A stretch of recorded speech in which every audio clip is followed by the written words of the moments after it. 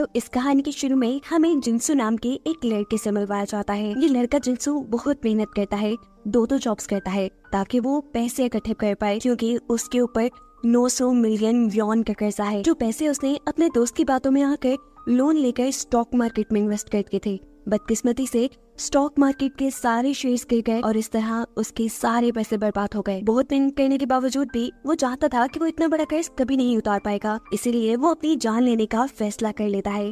वो बस एक ब्रिज पे चढ़ के अपनी जान देने ही वाला था कि अचानक उसे एक मैसेज आया। उसके अकाउंट में किसी ने 4 मिलियन युआन जमा कर दिए थे, जिसे देखकर वो हैरान हो गया। अचानक उसके पीछे एक बड़ी सी गाड़ी रुकी, जिसके अंदर बैठने का उसे इशारा किया गया। वो बैठ गया और ये गाड़ी उसे एक बार के सामने ले आई। बार के अंदर जाने पर उसे एक लेटर मिला, जिसमें लिखा था कि उसे दी 8 शो के लिए इनवाइट किया गया है। इस कार्ड में लिखा था कि ये एक गेम है और उसे यहाँ रहने के लिए हर मिनट के लिहाज से पे किया जाएगा। मजेदारी की बात ये थी कि यहाँ रहने के लिए उसे किसी स्किल की भी जरूरत नहीं थी और उसे यहाँ रहने के लिए खाना भी दिया जाना था। वक्त गुजरने के साथ साथ प्राइस मनी बढ़ती भी जाएगी और ये गेम तब खत्म हो जाएगा जब वहाँ लगी हुई एक बड़ी सी घड़ी में टाइमर खत्म हो जाएगा। अगर जिंसू को गेम ज्वाइन करनी थी तो उसे सामने बोर्ड पे लगे हुए कार्ड्स में से एक कार्ड चूज करना था, नहीं तो वो यहाँ टेबल पे रखे हुए 20 मिलियन यॉन लेकर यहाँ से जा भी सकता था। जिंसू को इस गेम में खास इंटरेस्ट नहीं लगता, इसलिए वो 20 मिलियन यॉन उठाकर यहाँ से जाने ही वाला होता है। लेकिन तभी उसे एहसास हुआ कि इतने पैसे उसका कर्ज उतारने के लिए काफी नहीं, उसकी जिंदगी की मुसीबतें दोबारा शुरू हो जाएंगी।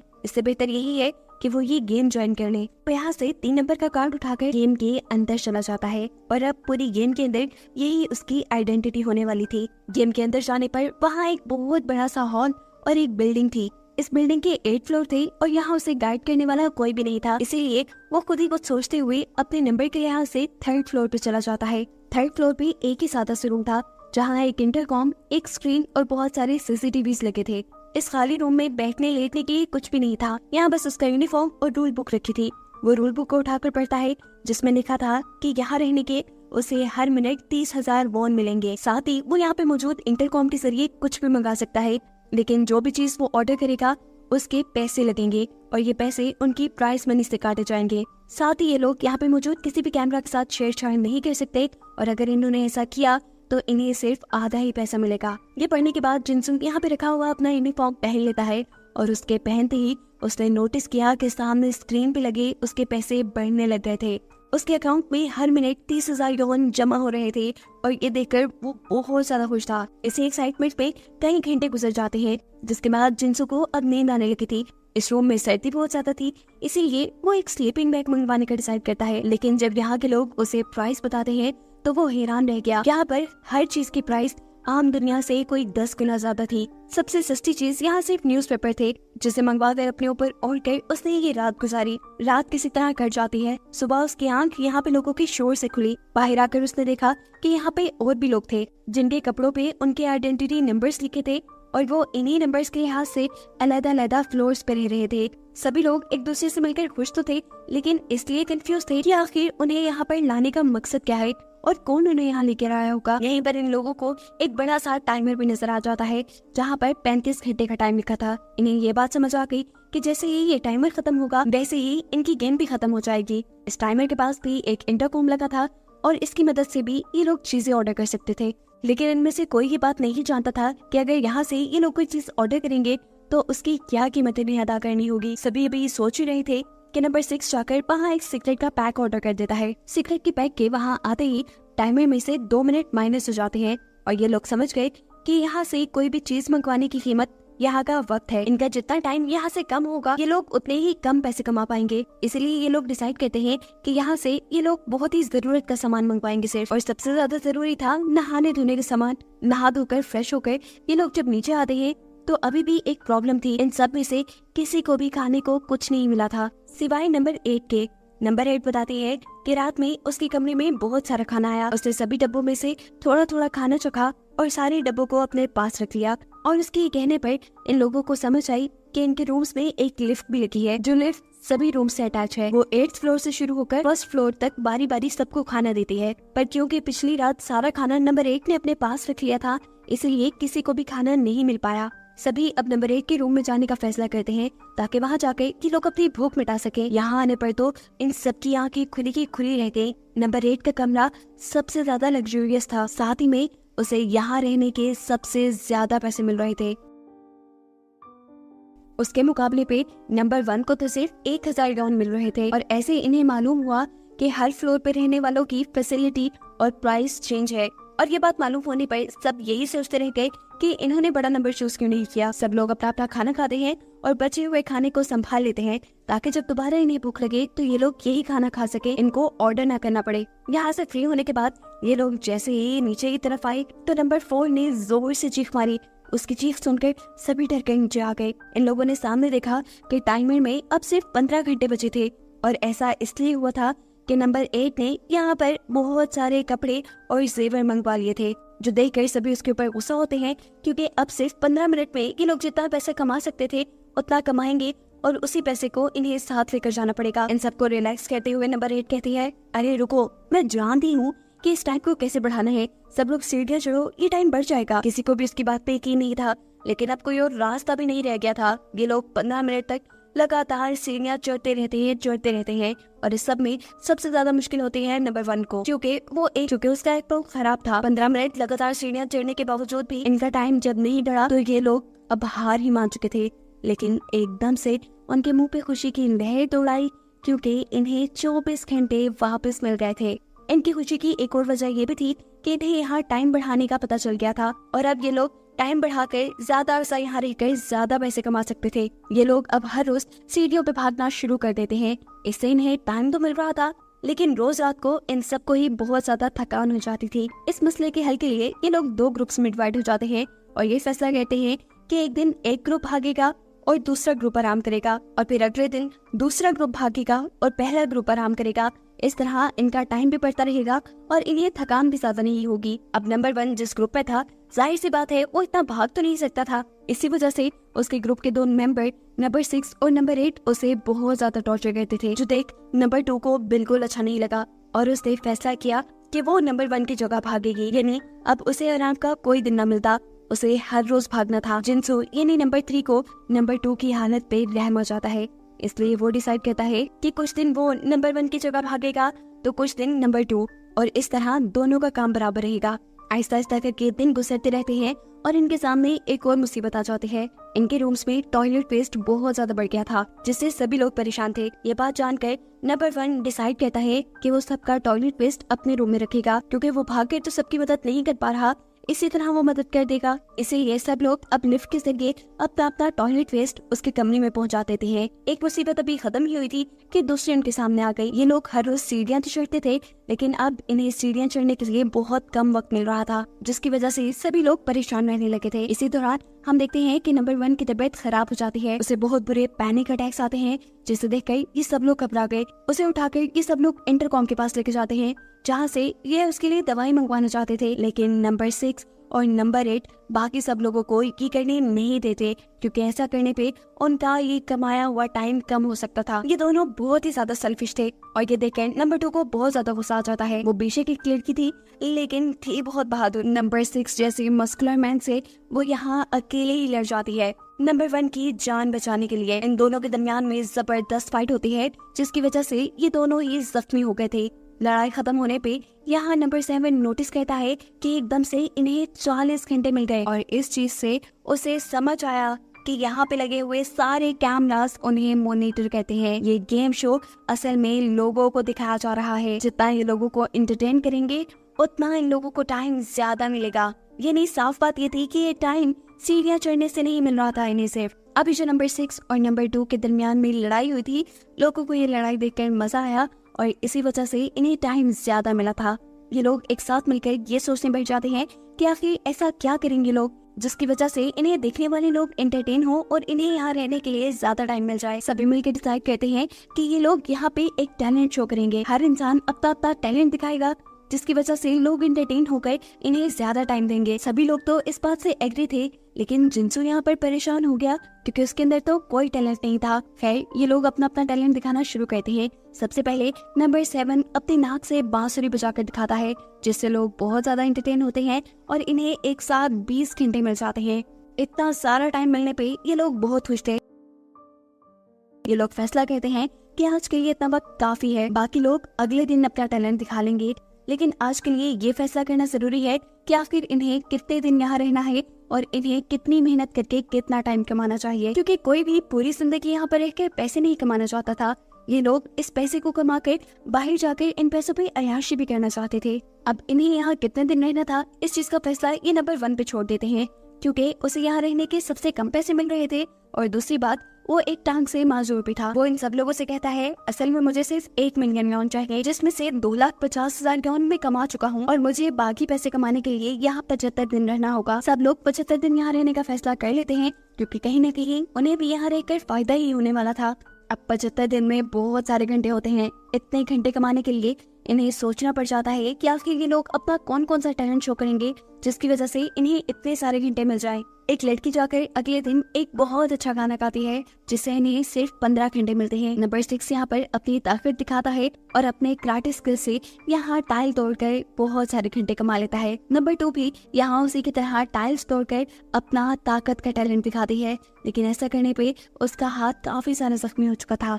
उसने यहाँ टाइल्स के साथ साथ वुडन ब्लॉक्स को भी तोड़ा था, जिसकी वजह से उसे 17 घंटे मिले थे। जब बारी आती है यहाँ पर नंबर 4 की, तो वो बहुत ही बकवास गाना गाती है, जिसकी वजह से उसे सिर्फ 4 घंटे मिलते हैं। जिसके बाद जब वो स्टेज से उतरने लगती है तो गलती से स्लिप हो जाती है। उसके स्लिप होने से शायद लोग काफी एंटरटेन हुए थे, क्योंकि उसे 5 घंटे और मिल गए। अब बारी आ जाती है जिनसू की। बेचारे को तो कुछ आता ही नहीं था, इतना गंदा डांस करता है वो कि सभी उसका मजाक उड़ाते हैं और ऑडियंस भी उसे सिर्फ 17 मिनट ही देती है। इसके बाद नंबर 1 की बारी थी। नंबर 1 एक जोकर बन के यहाँ सबको एंटरटेन करता है। सभी उसकी परफॉर्मेंस से बहुत ज्यादा खुश थे, इसलिए उसे इकट्ठे 30 घंटे मिल गए थे। जब बारी आती है नंबर 8 की, तो वो यहाँ कोई टैलेंट नहीं दिखाती, बल्कि नंबर 6 को लेकर अपने रूम में चली जाती है और उसके ऐसा करने पे उसे एक साथ 69 घंटे मिल जाते हैं।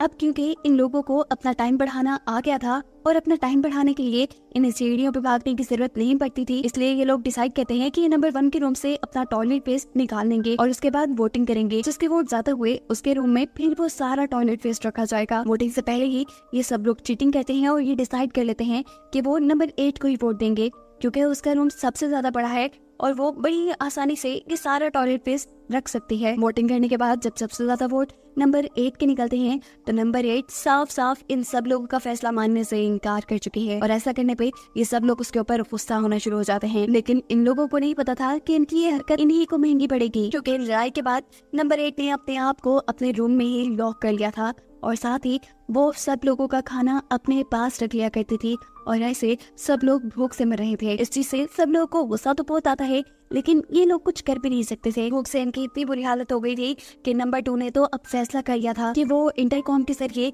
यहाँ का सारा टाइम खत्म कर देगी और बाहर जाकर बस खाना खाएगी। उसको ऐसा करते देखकर नंबर 1 उसके पाँव पकड़कर उसे रोक लेता है और कहता है, प्लीज ऐसा मत करना, मुझे 1 मिलियन यौन की बहुत ज्यादा जरूरत है, बस कुछ दिन और। उसकी इस हालत को देखकर जिनसू यानी नंबर 3 ये डिसाइड करता है कि वो इस प्रॉब्लम का सोल्यूशन निकालेगा, इस तरह कि वो सबके टॉयलेट वेस्ट को अपने रूम में रख लेगा और ये सब लोग जाकर नंबर 8 से माफी मांग लेंगे। यहाँ जिनसू का साथ नंबर 4 भी देती है और वो भी थोड़े से टॉयलेट वेस्ट को अपने रूम में रखने के लिए मान जाती है। जिसके बाद ये सब लोग जाकर नंबर 8 से माफी मांगते हैं और फाइनली फिर सबको खाना खाने को मिल जाता है। अब क्योंकि नंबर 8 ने दोबारा इन्हें ज्वाइन कर लिया था, तो अब इनकी टीम वापस से बन गई थी।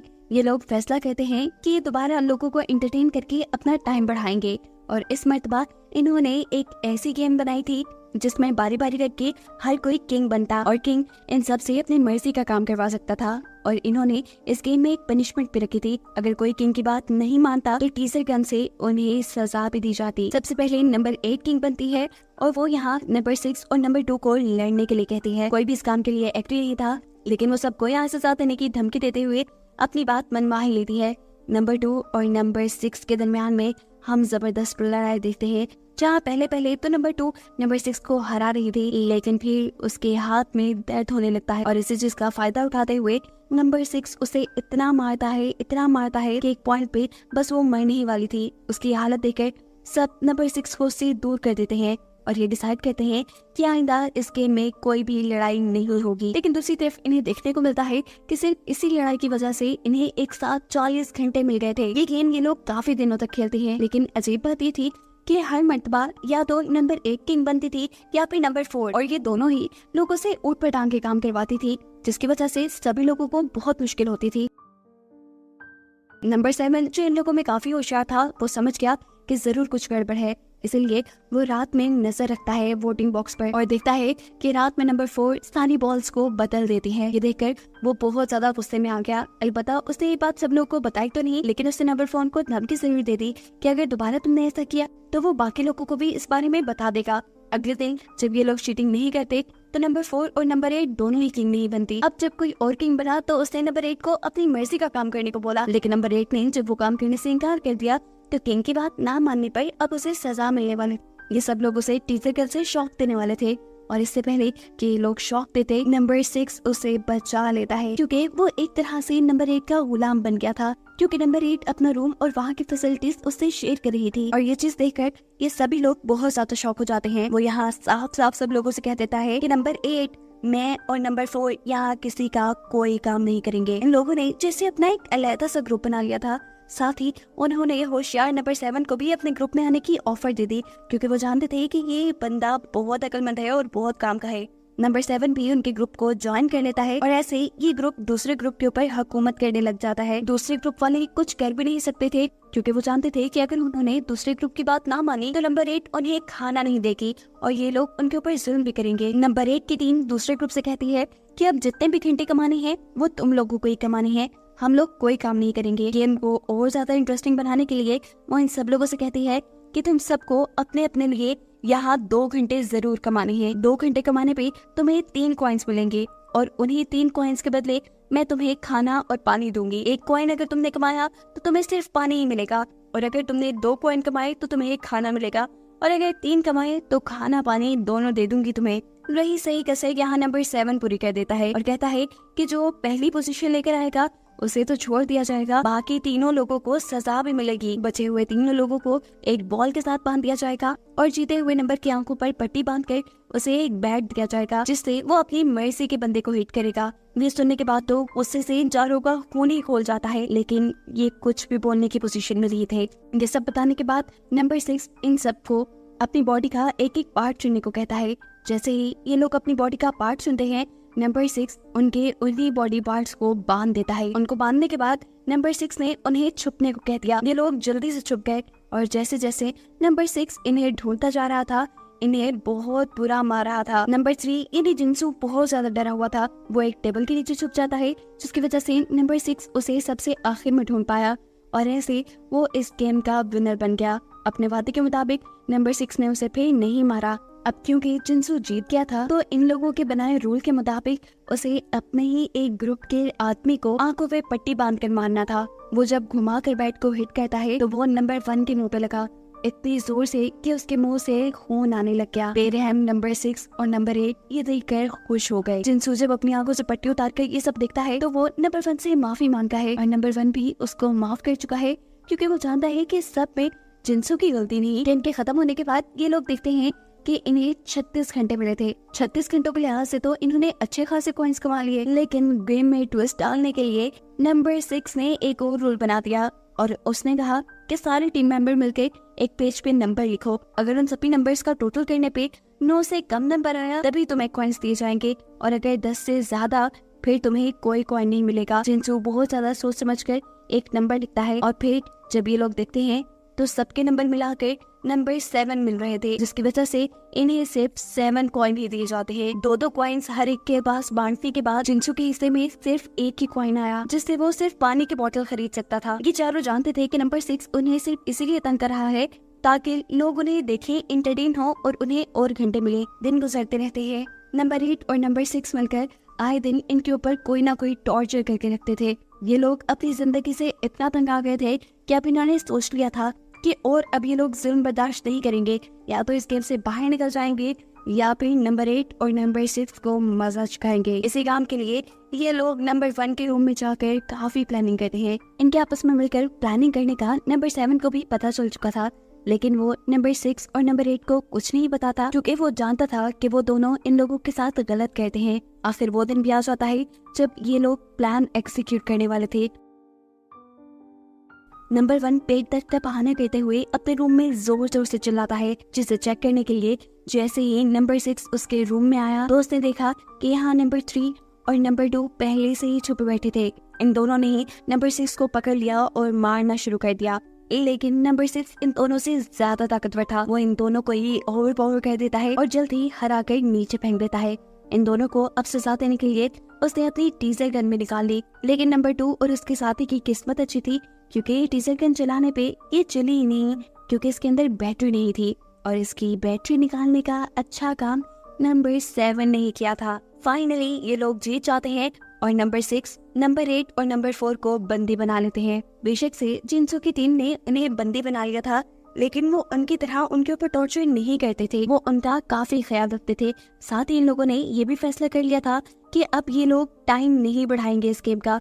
जितने पैसे इन्होंने कमा लिए हैं वो इनके लिए काफी है। अब बस ये लोग ईमानदारी से अपना टाइम खत्म करेंगे और यहाँ से चले जाएंगे। नंबर 1 ये बात मान तो जाता है, लेकिन वो परेशान था क्योंकि अभी तक उसके 1 मिलियन न्योन कंप्लीट नहीं हुए थे। सब लोग मिलकर डिसाइड करते हैं कि जब ये लोग यहाँ से निकलेंगे तो वो अपने पैसों में से थोड़ा थोड़ा पैसा नंबर 1 को देकर उसके 1 मिलियन न्योन कंप्लीट करवा देंगे। इनका टाइम बस खत्म ही होने वाला था और इस टाइम में नंबर 5 जो कि एक डॉक्टर थी, वो बंधे हुए लोगों का ख्याल रखती है। ये सब लोग मिलकर एक साथ खुशी से खाना खाते हैं और सोने के लिए चले जाते हैं। अगली सुबह जब ये उठे, इन्हें पता था कि ये लोग यहाँ से चले जाएंगे, लेकिन टाइमर में टाइम देखने पे इन सब के होश उड़ गए, क्योंकि वहाँ 45 घंटों का टाइम बढ़ चुका था। ये कैसे हो सकता था? इन्हें पता चला कि जरूर किसी ने कुछ तो किया है। ये लोग जाकर बंधे हुए लोगों को देखते हैं तो ये देखते हैं कि किसी ने नंबर 8 का दांत निकाल दिया था, तो किसी ने नंबर 6 के पाँव के सारे नाखून उखाड़ दिए थे, जिसकी वजह से ये लोग बहुत ज्यादा दर्द में थे और इसीलिए गेम का टाइम भी बढ़ा था। ये सब देखकर नंबर 2 को बहुत ज्यादा गुस्सा आ जाता है। वो हर हाल में यहाँ से बाहर निकलना चाहती थी, इसलिए गुस्से में वो सबको सभी के रूम्स में लॉक कर देती है ताकि आसानी से ये टाइम खत्म हो जाए। उसने सिर्फ नंबर 5 को आजाद छोड़ा ताकि वो सबका ख्याल रख सके। वो वैसे भी जानती थी कि नंबर 5 इतने ज्यादा हौसले वाली नहीं है कि ऐसा कोई गलत काम करे। नंबर 6 यहाँ पे नंबर 5 के मासूम होने का फायदा उठाता है। वो अपनी बातों में मैनिपुलेट करते हुए नंबर 5 से कहता है कि नंबर 2 हमसे बहुत नफरत करती है, वो हमें मारना चाहती है। अगर तुम चाहती हो कि यहाँ पे कोई खून खराबा ना हो तो मेरे हाथ खोल दो। नंबर 5 उसकी बातें मानकर उसके हाथ खोल देती है और ऐसा करके उसने अपने ही साथ बुरा किया था, क्योंकि हाथ खुलते ही नंबर 6 ने सबसे पहले उसी के ऊपर जुल्म किया और फिर जाकर सभी लोगों को अपना बंदी बना लिया। वो जानना चाहता था कि आखिर कौन था वो जिसने उसके नाखून उखाड़े, लेकिन यहाँ कोई भी उसकी बात का जवाब नहीं देता और गुस्से में वो अब इंटरकॉम से जाकर एक गन मंगवा लेता है। लेकिन गन के ड्रामे में भी जब ये लोग सच नहीं बोलते तो नंबर 6 नंबर 7 की टांग में शूट कर देता है। डरकर जिनसू अब उसे मशवरा देता है कि तुम इसी इंटरकॉम के जरिए उस टाइम की सीसीटीवी फुटेज भी खरीद सकते हो जब किसी ने तुम्हारे नील उखाड़े होंगे। और यही सीसीटीवी फुटेज देखने पर उन्हें मालूम होता है कि ये काम नंबर 1 ने किया था, क्योंकि वो जाने से पहले इनसे बदला लेना चाहता था। उसके मासूम होने की वजह से नंबर 6 और नंबर 8 ने उसका बहुत मजाक उड़ाया था। नंबर 6 देखता है कि नंबर 1 ने सिर्फ उसके पाँव के नाखून ही नहीं उतारे थे, बल्कि उसके मुंह पे यूरिन भी किया था। और ये देखकर अब तो वो गुस्से से पागल हो गया था। गन लेकर वो फौरन नंबर 1 के पास चला जाता है। इससे पहले कि वो नंबर 1 को मार देता, पीछे से नंबर 8 नंबर 6 के ऊपर ही डीजल गन से हमला करके उसे सीढ़ियों से गिरा देती है, क्योंकि अब वो इस गेम को लंबा करना चाहती थी। नीचे गिरने की वजह से नंबर 6 की बहुत सारी हड्डियां टूट चुकी थी। इसके बाद वो सभी लोगों को उनके रूम में कैद करवा देती है। नंबर 4 तो पहले ही जैसे उसकी गुलाम बनी हुई थी, इसी के साथ वो नंबर 5 को भी अपने साथ मिला लेती है, क्योंकि वो जानती है कि ये डॉक्टर बहुत मासूम है। उसे अब हर हाल में इस गेम का टाइम बढ़ाना था और इस काम के लिए वो इन बंधे हुए लोगों को टॉर्चर कराना शुरू कर देती है। नंबर 1 को उसने एक चेयर पे बिठाकर उसका मुंह पानी के अंदर रख दिया था, साथ ही उसकी आंखों की पुतलियां भी बांध दी थी ताकि वो कभी सो न सके। इसी तरह सबको टॉर्चर करने से उसे टाइम मिल रहा था। वो ये सारा टॉर्चर करने का काम नंबर 4 से करवाती थी और नंबर 4 अब जब नंबर 1 को टॉर्चर करने के लिए उसके पास आती है तो नंबर 1 उसे बताता है, मैं 1 मिलियन न्योन इसलिए कमाना चाहता था क्योंकि मुझे पता है कि 1 मिलियन न्योन से मैं अपना रूम किसी के साथ चेंज कर सकता हूँ। मैं बस 1 मिलियन न्योन कमाकर अपना रूम नंबर 8 के साथ चेंज करना चाहता हूँ। अगर तुम इसमें मेरा साथ दो तो मैं अपने पैसों से रूम चेंज करके तुम्हें नंबर 8 का रूम दे दूंगा और खुद तुम्हारा रूम ले लूंगा। ऐसे नंबर 8 जो किंग बनी बैठी है वो तुम बन जाओगी। लालची नंबर 4 भी उसकी बात मान जाती है, क्योंकि उसे नंबर 8 का रूम लेकर बहुत सारे पैसे कमाने थे। वो अब नंबर 5 के पास भी जाकर उसे भी अपने प्लान में शामिल कर लेती है। ये दोनों मिलकर सभी कंटेस्टेंट को आजाद करवाने में कामयाब हो जाते हैं और जैसे ही ये चीज नंबर 8 की नजर में आती है तो नंबर 4 पीछे से गोल्फ स्टिक मारकर उसे बेहोश करके उसे भी अपने काबू में कर लेती है। इसके बाद ये सब लोग आजाद तो थे, लेकिन अभी नंबर 5 को तसल्ली नहीं हुई थी। उसे अपने साथ होने वाले जुल्म का बदला लेना था, इसीलिए वो नंबर 6 के रूम में जाकर ऑपरेशन करके उसके प्राइवेट पार्ट्स काट देती है। इसके बाद वादे के मुताबिक नंबर 1 को रूम चेंज करने के लिए 1 मिलियन यॉन पे करना था। वो ये पे कर भी देता है, जिसके बाद उनके सामने एक मेन्यू आया। इन्हें मालूम हुआ कि 1 मिलियन यॉन सिर्फ इस मेन्यू की कीमत थी। अगर उन्हें रूम चेंज करना था तो रूम के प्राइसेस और थे। ये जानने के बाद नंबर 1 तो जैसे टूट सा गया। इतनी मेहनत से उसने जो इतने पैसे कमाए थे वो सारे के सारे डूब गए। सभी लोग नंबर 1 की हालत को देखकर काफी परेशान थे। वो अब डिसाइड कर लेते हैं कि किसी भी हाल में वो जल्द से जल्द यहाँ से बाहर निकल आएंगे, क्योंकि इन सबके पास अब इतने पैसे हो गए थे कि बाहर जाकर अपनी जिंदगी के वो सारे मामला ठीक कर पाते जो इनके बिगड़ गए थे। जैसा कि नंबर 1 आम जिंदगी में एक जोकर था। उसकी बेटी बहुत ज्यादा बीमार थी और इसी के इलाज के लिए उसे पैसे चाहिए थे। जो पैसे जब वो नहीं इकट्ठे कर पाता तब वो सुसाइड करने ही वाला होता है। तो उसके पास भी बिल्कुल वैसे ही वो लंबी सी गाड़ी आकर रुकती है जो इस कहानी के स्टार्ट में जिनसू के सामने आकर रुकी थी और वही उसे यहाँ तक लेकर आई थी। नंबर 2 एक एथलीट थी और उसके दोस्त को बहुत बुरी चोट आई थी। उसी के इलाज के लिए उसे पैसे चाहिए थे, जो वो जब इकट्ठे नहीं कर पाती तो वो भी सुसाइड ही करने वाली थी। और इससे पहले कि वो अपनी जान ले लेती, उसी के सामने भी वो लंबी सी लैमोजीन उसे यहाँ ले आई। जिनसू की कहानी तो पहले ही हम सुन चुके हैं। नंबर 4 वो एक मॉडल बनना चाहती थी, लेकिन उसके पास इतने ज्यादा पैसे नहीं थे, इसलिए उसे पार्किंग में काम करना पड़ा। एक दिन जब उसके फ्रेंड सर्कल्स ने उसे पार्किंग में काम करते देखा तो उसका बहुत मजाक उड़ाया, जिसके बाद से उसने फैसला कर लिया कि बस वो पैसे कमा कर रहेगी। इसीलिए वही लैमोजीन जो सबको यहाँ लेकर आई थी वो उसे भी यहाँ ले आई। अब 5वें नंबर पे थी डॉक्टर की कहानी। वो तो एक डॉक्टर थी, उसे क्या जरूरत थी पैसों की। असल में लोगों ने उसी की अच्छाई का फायदा उठाया। एक आदमी ने उससे कहा कि मैं बहुत जरूरतमंद हूँ, मुझे कुछ पैसों की जरूरत है, क्या तुम मुझे दोगी? डॉक्टर ने जब उसे पैसे दिए तो उस आदमी ने फ्रॉड करके न सिर्फ उसका बैंक अकाउंट पूरा का पूरा खाली कर दिया, बल्कि उसे ब्लैकमेल करना भी शुरू कर दिया, जिसकी वजह से बहुत सारे पैसे लोन लेकर डॉक्टर को उस आदमी को देने पड़े और इसी लोन को उतारने के लिए वो भी यहाँ तक पहुँची। इसके बाद नंबर 6 की कहानी। वो एक बहुत ही अच्छा फुटबॉल प्लेयर था, लेकिन उसकी गुस्सैली नेचर की वजह से उसे टीम से बाहर निकाल दिया गया था।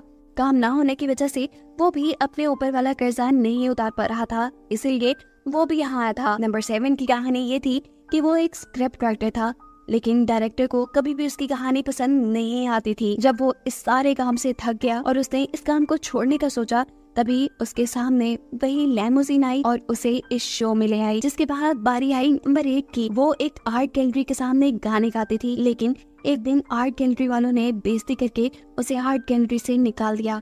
वो बस पैसे कमाना चाहती थी ताकि आर्ट गैलरी वालों से अपनी बेइज्जती का बदला ले सके, इसीलिए वो लैमोजीन उसे यहाँ ले आई। ये नहीं, इन सभी कॉमन बात ये है कि इन सबको पैसों की जरूरत थी। खैर, इन सब की कहानी तो हमें पता चल गई।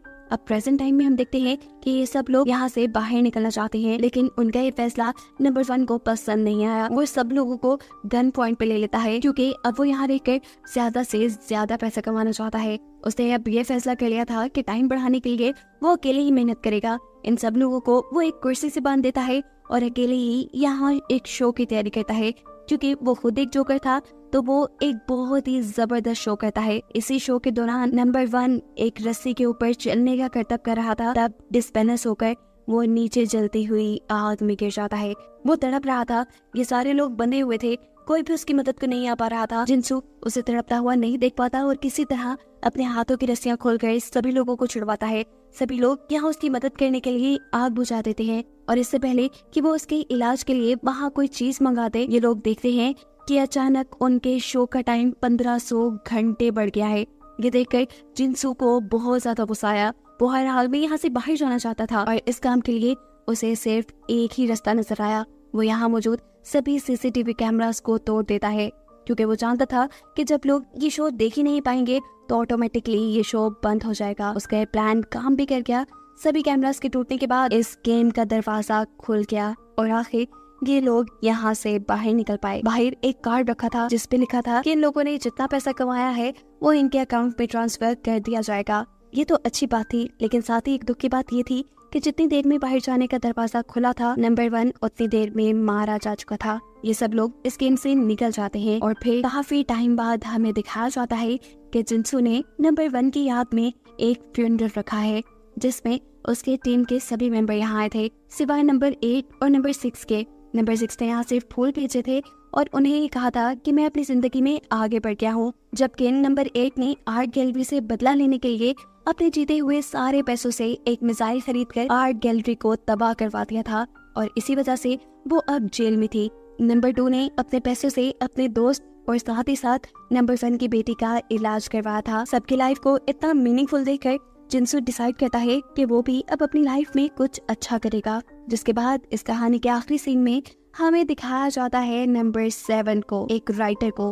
उसने फिल्म के लिए एक स्टोरी लिखी थी और इस स्टोरी का टाइटल था दी 8 शो। यानी उसने कोई और स्टोरी नहीं लिखी थी बल्कि दी 8 शो की ही कहानी लिखी थी। वो सभी चीजें जो उसने दी 8 शो में देखी और बर्दाश्त की थी। ये स्टोरी इतनी इंटरेस्टिंग थी कि डायरेक्टर से पूछता है, मुझे तो लग रहा है कि तुम खुद ही इस शो में थे। डायरेक्टर की बात सुनकर वो थोड़ा गड़बड़ा तो जाता है, लेकिन फिर कहता है, अरे नहीं, ये बस एक कहानी है। आखिर उसकी भी मुश्किलें आसान हो गई थी और ये दिखाते हुए ये कहानी यहाँ खत्म हो जाती है।